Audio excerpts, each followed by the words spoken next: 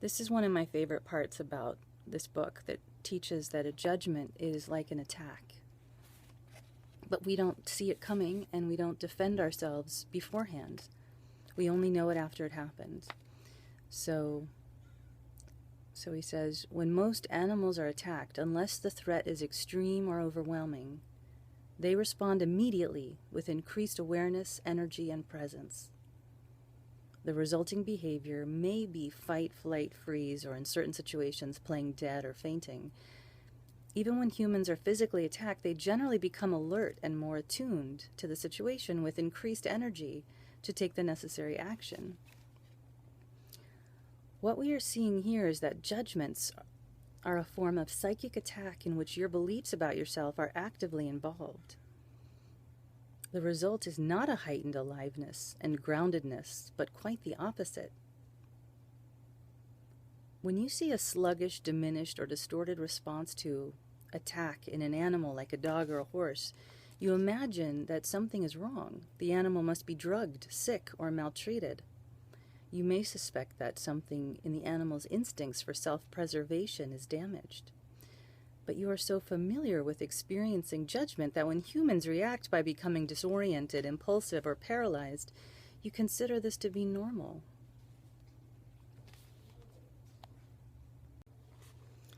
When you become aware of how self-judgment operates in others, you see that most people react to it by becoming sluggish and constricted, or by responding in a distorted way.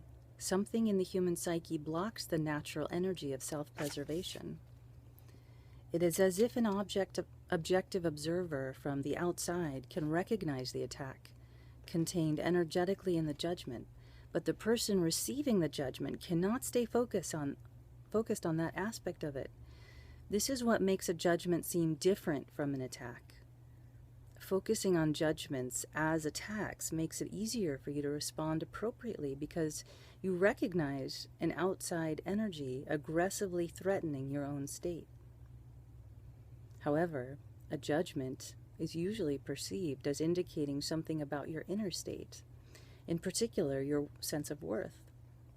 You get caught up in your concern about the accuracy of the content, and this undermines your awareness of the attack.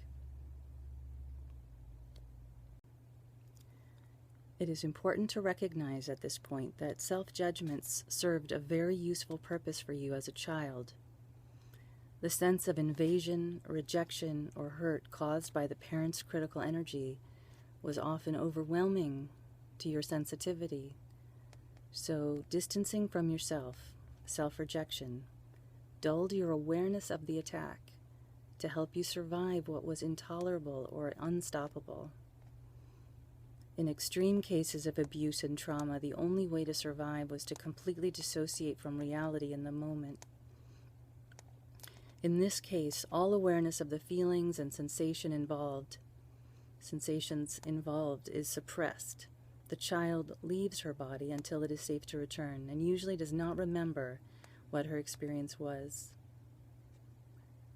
We will see that your engagement with judgment is a mild form of dissociation, in that you lose touch with the experience of being attacked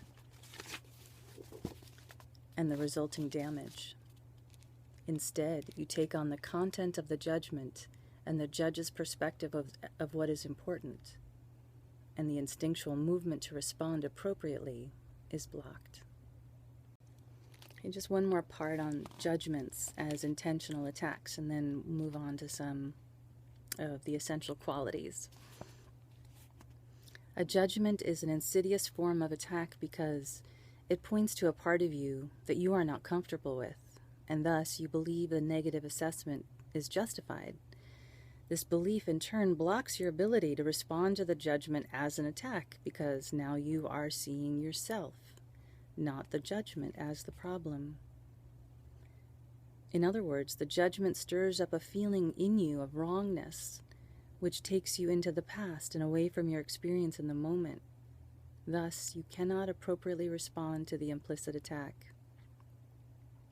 Not only do you tend to believe the content of the judgment in some form, but what is more important, you believe that the judge in another or in yourself has the right to evaluate and pass sentence on you, thereby condemning you to a diminished sense of self-esteem and effectiveness in your life. This implicit agreement to allow judgment will undo any attempts at appropriate response to the attack. So I didn't read the other 3 steps, but step 4 in judgment recognition is see how a judgment provokes self-rejection through intentionally making you feel a certain way. Some judgments make you feel guilty, some make you feel ashamed, some provoke weakness, disgust, superiority, inferiority, hopelessness, and so on.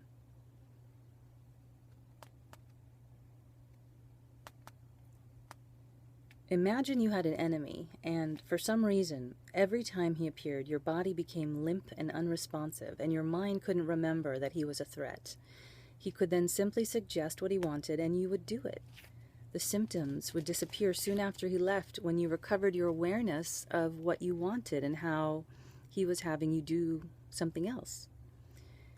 If this happened several times, you would undoubtedly think something was wrong with you. You would begin to fear that your own recurring helplessness was more of a danger than the threat of this enemy. But then you found out he had a diabolical weapon in the form of a subtle perfume, which, when breathed in, caused the symptoms you felt each time.